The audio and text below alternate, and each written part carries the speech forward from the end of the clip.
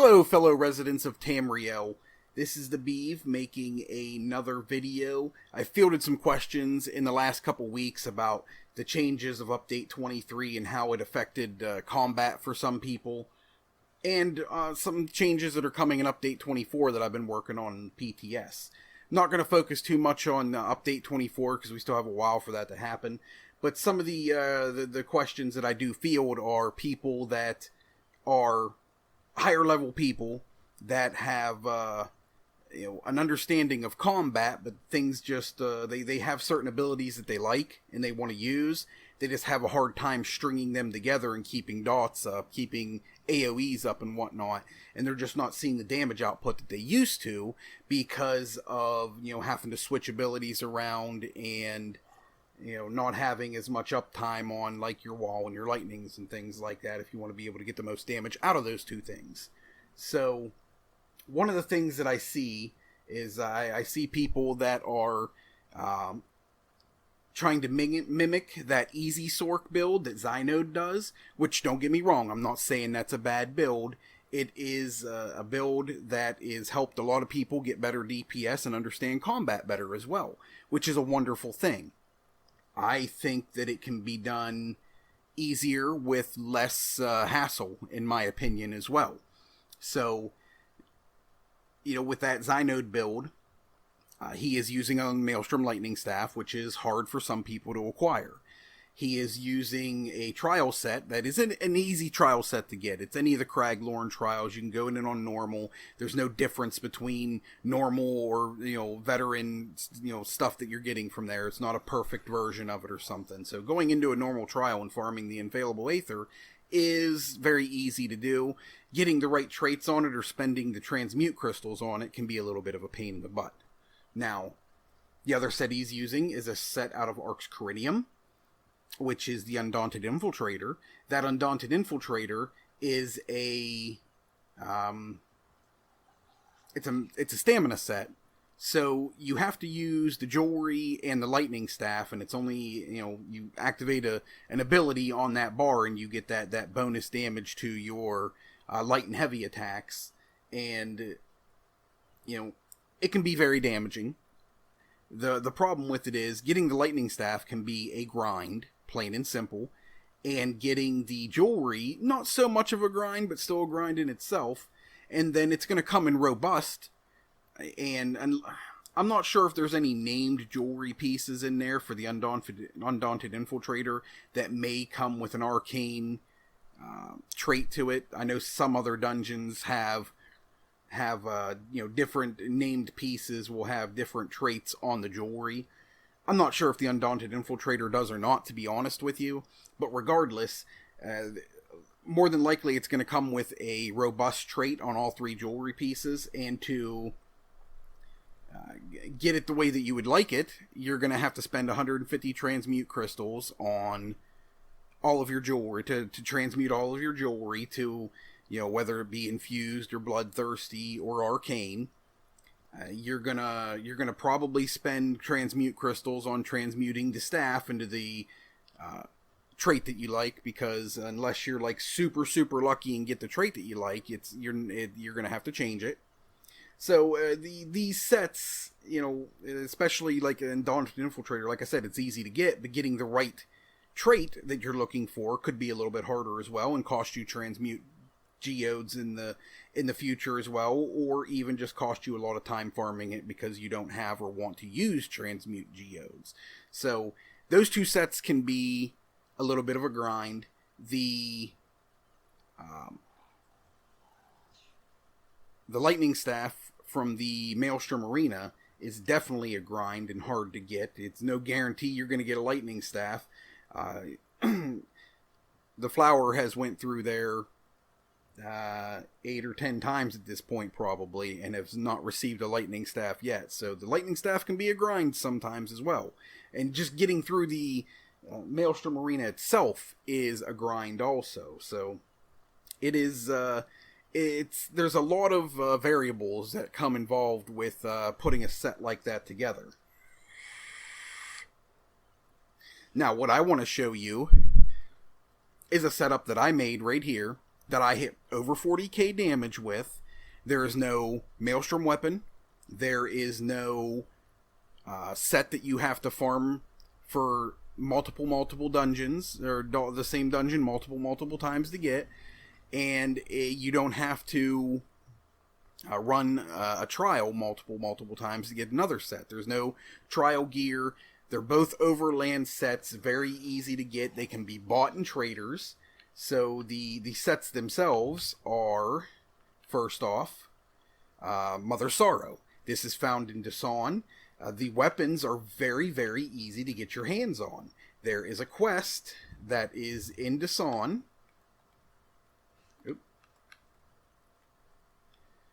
Right here at Silent Mire. Takes about 10 minutes to do. When you finish it, you get a green Argonian Muckminders of Mother Sorrow that is infused. All you have to do is just improve it. And you already have an infused Mother Sorrow staff, like I have right here on my front bar, which I have a weapon damage glyph on. Now, my other bar, I have a lightning staff of Mother Sorrow that is precise. This is another thing that can be bought in a trader if you want to spend the money on it, or just get on a different tune and go run that quest again and get yourself another Argonian Muckminder of Mother Sorrow. Precise isn't a necessity in this situation. I like it because it gives me a little bit more crit damage on my back bar, and crit chance on my back bar, and I spend more time on my back bar. But infused in this situation works very well also. It just improves that shock damage glyph that you would have on there up to like 4,300 or something like that. Maybe not quite that high, but it improves that shock damage glyph, plain and simple.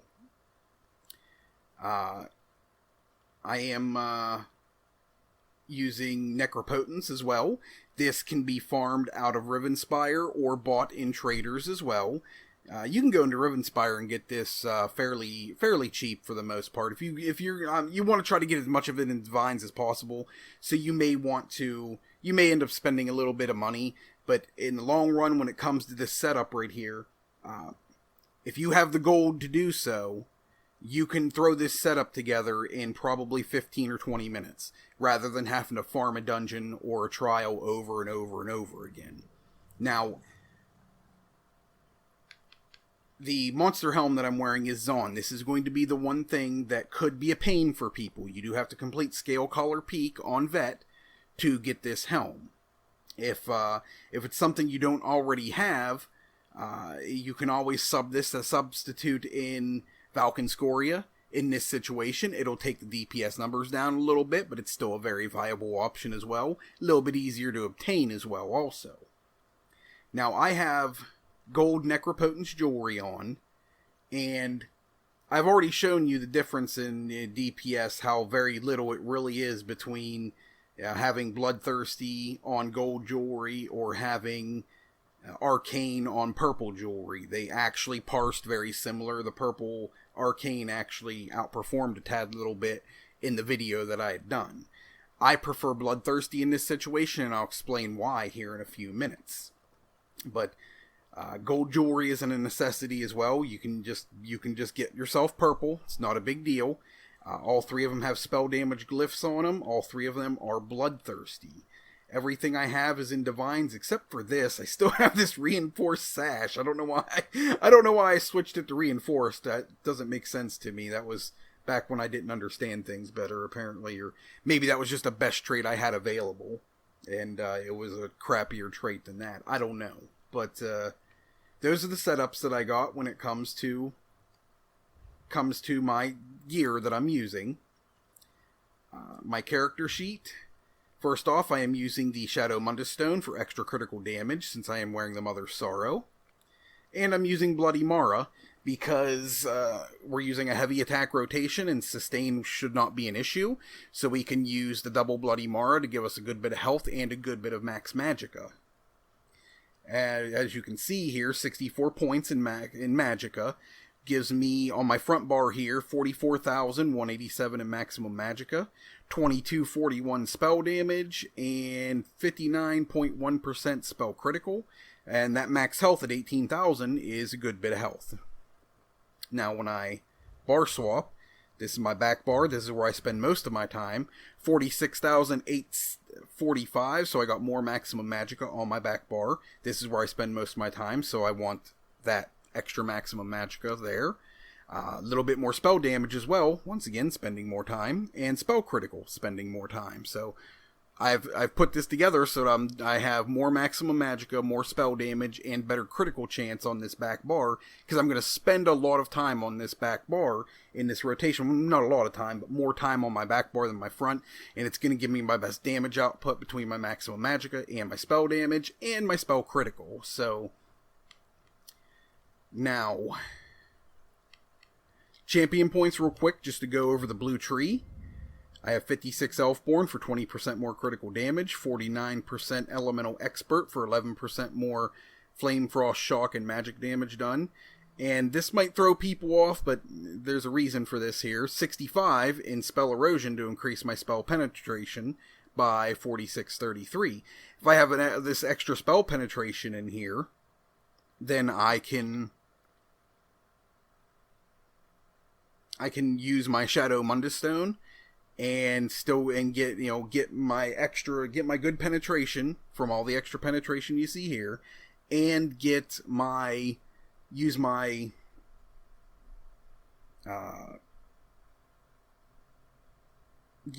bonus from my Shadow's Mundus Stone. I think I repeated myself there, I apologize, but this gives me good spell penetration, so I don't have to use the Lover's Stone, and I can use that Shadow Stone and get the most out of my Mother's Sorrow because of the extra crit damage that's being done. It's 19 in Staff Expert, and that's it, just for 12% more damage on my heavy attacks. And 81 points in Thaumaturge for 24% more damage with my damage over time effects. I make sure I keep 75 points or more in this tree for this Exploiter to get 10% more damage off of enemies that have been set off balance. When an enemy becomes concussed with my shock abilities, it applies minor vulnerability to the target, and then my Crushing Wall will set things off balance, giving me better damage as well, and then, or my Unstable Wall, sorry, and then another stack of 10% on top of off balance as well. So off balance lasts about 7 seconds. So the enemy will be concussed, be thrown off balance, and just take a bunch of extra damage for 7 seconds right there. It's a really, really lethal combo in this situation. I'm not going to go over red and green trees. That you guys can mess around with those as you like. Skills and rotation.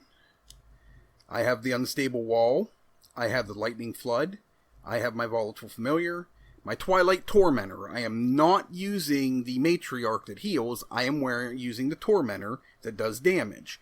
Now, 2743 shock damage does not seem like a whole lot, but we're going to go over that here in a minute.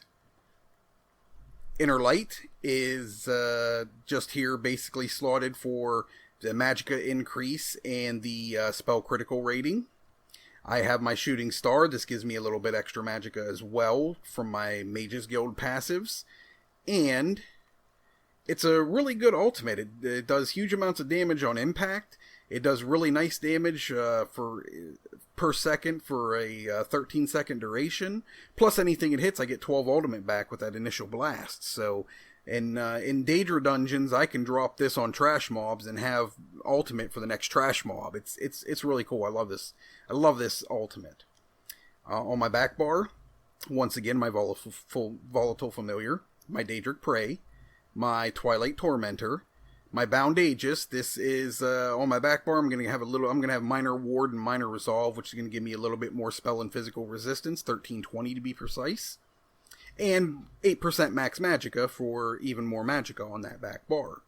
And Inner Light once again for more magicka, and to make sure that I have my Major Prophecy on that back bar. Also on this back bar, I have my Greater Storm Atronach.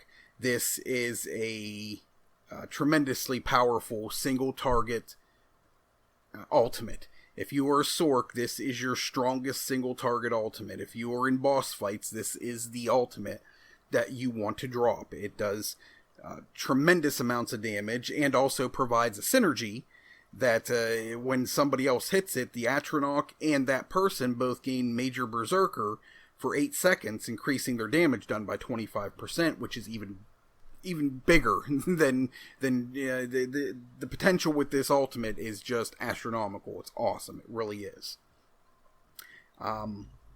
So let's look at the Twilight Tormentor here real quick, because I want to go over some math that I did with this. So you're looking at 2734 shock damage, and its kicks deal 2734 shock damage. So whether it kicks or spits, it's doing 2734 in shock damage. If you activate it, it does 53% more damage to enemies that are above 50% health for 15 seconds. So with that 53%, when that bird is activated, that 2734 turns into 4183. When you put on your Daedric Prey, which buffs your damage by 40% as well, your damage then goes up to 5862. And then when this crits, and this is a high crit build, that damage sits about 11,528. So that's a lot of damage. A lot of people see that original number of just 2,700 right there, and they're just like, that doesn't do enough damage. I'm not using it. It does lots of damage. Now, that's only for the first 50%. Yeah, I understand that. This is where my Bloodthirsty Jewelry comes into play. So when I hit that 25% mark, my bird is hitting at about 3565. With the Daedric Prey added to it, it's hitting for about 4991. And with Daedric Prey and it critting, it's still hitting for about 10,400, 10,500, somewhere in that range.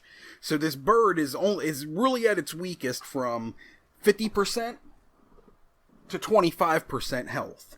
Other than that, as long as you're keeping it activated, which is very easy to do for the first 50%, you are getting really good damage then, and you're getting really good damage out of the bird on the last 25% because of the Bloodthirsty Jewelry. So this is why I have chosen the Twilight Tormentor. It does really good damage. People just don't realize that there's a lot of buffs on the board.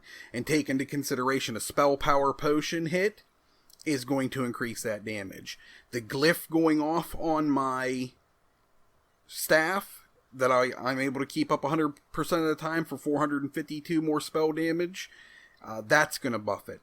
The Concussed Minor Vulnerability is going to buff it. The Off Balance is going to buff it. The Off Balance Exploiter perk is going to buff it. So this bird does really good damage. Most people wouldn't think it, but when you add it all up, like I just did right there, huge amounts of damage, plain and simple. Now this rotation, very, very simple as well. Static, you don't have to look for things to proc, look for things to hit. So here's the thing. It is an Unstable Wall, a light attack. Well, let me start that. When you're walking into the fight, you're going to activate your Tormentor before you start.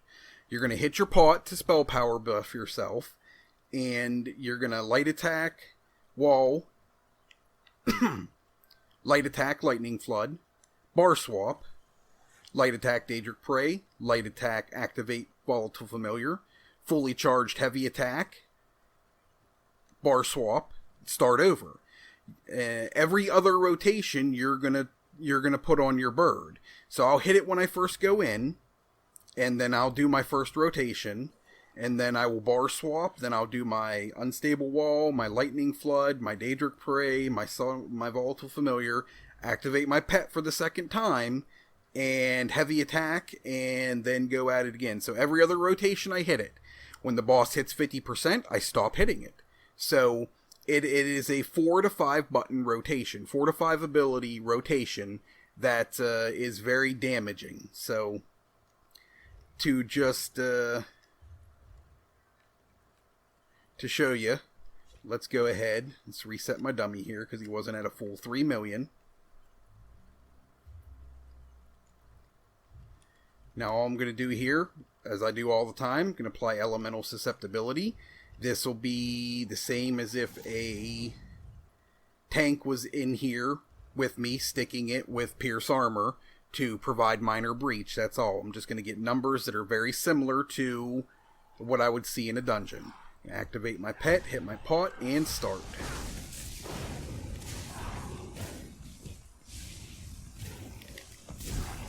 Call in my ultimate there.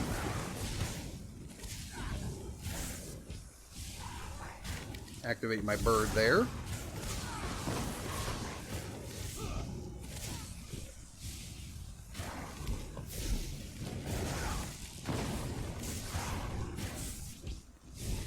I'm at 59%. I'm activating my bird one more time, and that's the last time I'm going to activate my bird the rest of this parse. So this just turned into a 4-button rotation now. Just wall, lightning, prey, and pet. Heavy attack. Wall, lightning, prey, pet, hit my pot, heavy attack.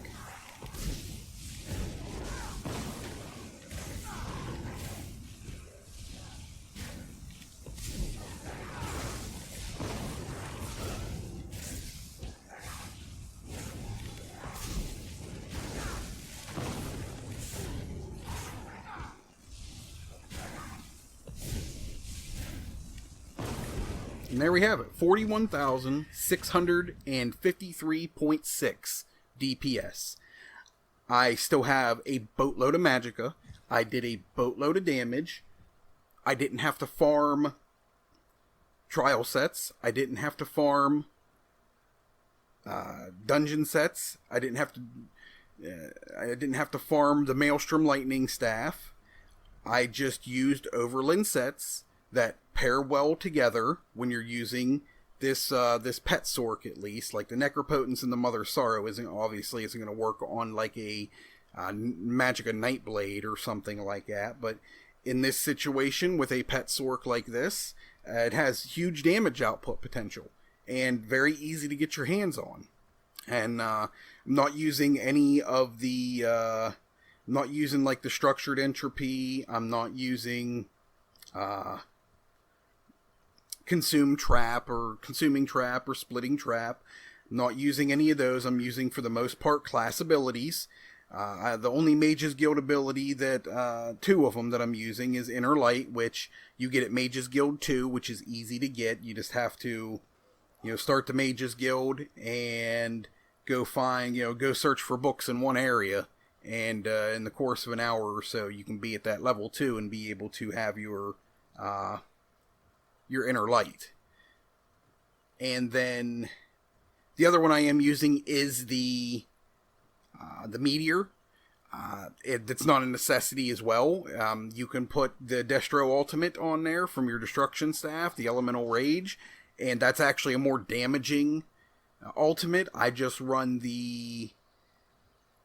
personally run the Meteor for the ultimate regeneration for things hit. And I do have my Mage's Guild, all the passives in my Mage's Guild filled out. So I get a little bit extra magicka from it being on there as well. But not so much that it would make a huge difference in any means if I took it off and only used the Destro Ultimate. So, as you can see there, guys, really good damage output potential. Didn't have to go crazy farming dungeons and things like that. Just for the sake of just shits and giggles here, if you get into the situation where you have completed Maelstrom Arena, or you use a setup like this to help you complete Maelstrom Arena, you and get that Lightning Staff. Let me show you the type of numbers you get with that Maelstrom Lightning Staff.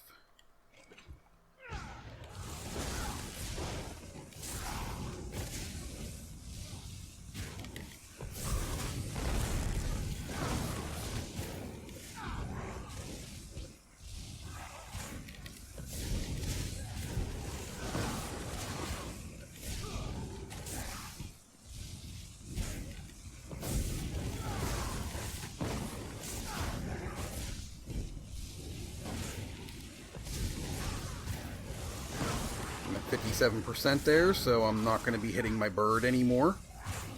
Even if you hit it on accident, it doesn't take up a whole lot of magicka to cast it. So even if you find yourself hitting it after the 50% mark, it's not going to destroy your Magicka. It's not going to destroy your recovery. You'll still have really good sustain even if you hit it all the way through.